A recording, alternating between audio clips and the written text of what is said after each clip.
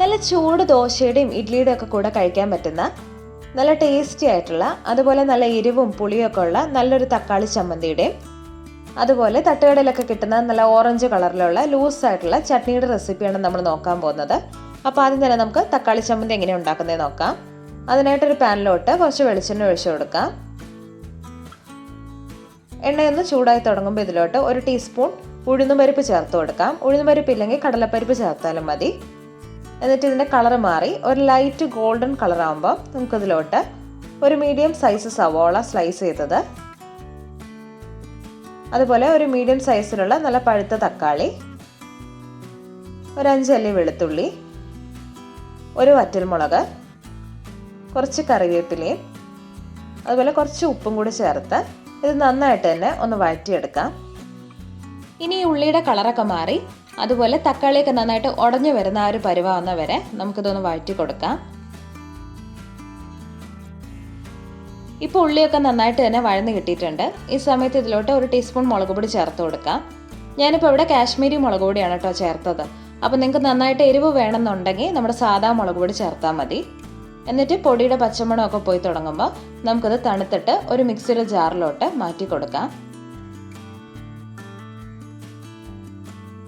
ഇനി ഇത് ഒട്ടും വെള്ളം ചേർക്കാതെ തന്നെ നല്ല പേസ്റ്റായിട്ട് അരച്ചെടുക്കണം. ഇനി ഇതിലോട്ട് കടുക് വറുത്തിടാം. അതിന് വേണ്ടിയിട്ട് വെളിച്ചെണ്ണ ഒഴിച്ച് ചൂടായി വരുമ്പോൾ 1 ടീസ്പൂൺ കടുക് ചേർത്ത് ഒന്ന് പൊട്ടി വരട്ടെ. എന്നിട്ട് 2 വറ്റൽമുളകും അതുപോലെ കുറച്ച് കറിവേപ്പിലയും കൂടി ചേർത്ത് കൊടുക്കാം. ഇനി ഫ്ലേവറിന് വേണമെങ്കിൽ കുറച്ച് കായപ്പൊടിയും കൂടി ചേർത്താൽ കുറച്ചുകൂടി ടേസ്റ്റ് കൂടും. ഇനി നമ്മുടെ ചമ്മന്തിയിലോട്ട് ഒഴിച്ചു കൊടുക്കാം. ഇപ്പോൾ നമ്മുടെ ടേസ്റ്റി ആയിട്ടുള്ള തക്കാളി ചമ്മന്തി റെഡി ആയിട്ടുണ്ട്. അപ്പോൾ നമ്മൾ ഹോട്ടലിൽ നിന്നൊക്കെ കഴിക്കുന്ന സെയിം ടേസ്റ്റ് തന്നെയാണ്. ഇനി അടുത്തതായിട്ട് നമുക്ക് തട്ടുകടയിലൊക്കെ കിട്ടുന്ന ആ ഓറഞ്ച് ചട്നിയുടെ റെസിപ്പി നോക്കാം. ജാറിലോട്ട് 2 പിടി നാളികേരം ചേർത്ത് കൊടുക്കാം. 2 അല്ലി ചെറിയുള്ളി, ഒരു ചെറിയ കഷ്ണം ഇഞ്ചി. ഇനി ഇഞ്ചിയുടെ ടേസ്റ്റ് ഇഷ്ടമില്ലെങ്കിൽ ആവശ്യമില്ല, അത് ഒഴിവാക്കാവുന്നതാണ്. ആവശ്യത്തിന് ഉപ്പും ഒരു 1.5 ടീസ്പൂൺ മുളക് പൊടി ചേർത്ത് കൊടുക്കാം. ഇനി ഇത് അരയ്ക്കാൻ ആവശ്യത്തിനുള്ള കുറച്ച് വെള്ളവും കൂടി ഒഴിച്ചു കൊടുക്കാം. ഇനി ഇത് ഒരുപാട് പേസ്റ്റ് ആവാതെ കുറച്ച് തരിതരിപ്പായിട്ട് അരച്ചെടുത്തിട്ട് നമുക്ക് ആവശ്യത്തിനുള്ള വെള്ളം കൂടി ചേർത്ത് മിക്സ് ചെയ്ത് വെക്കാം.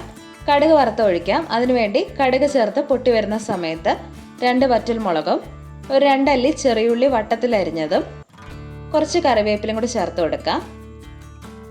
ഇനി ഉള്ളിയുടെ നിറമൊക്കെ മാറി തുടങ്ങുന്ന സമയത്ത് നമുക്ക് വെള്ളമൊക്കെ ചേർത്ത് മിക്സ് ചെയ്ത് വെച്ചേക്കുന്ന ചട്നി ഇതിലോട്ട് ചേർത്ത് കൊടുക്കാം. കുറച്ച് വെള്ളം ചേർത്തത് കാരണം നമ്മളിത് ചെറുതായിട്ട് തന്നെ ഒന്ന് ചൂടാക്കി എടുക്കണം.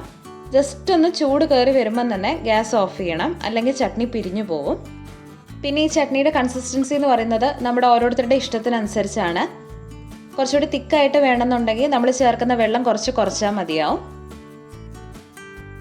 ഇപ്പം നമ്മുടെ 2 ചട്നി റെഡി ആയിട്ടുണ്ട്. അപ്പോൾ ദോശയുടെയും ഇഡ്ഡലിയുടെയും കൂടെയൊക്കെ നല്ല ബെസ്റ്റ് കോമ്പിനേഷനാണ്.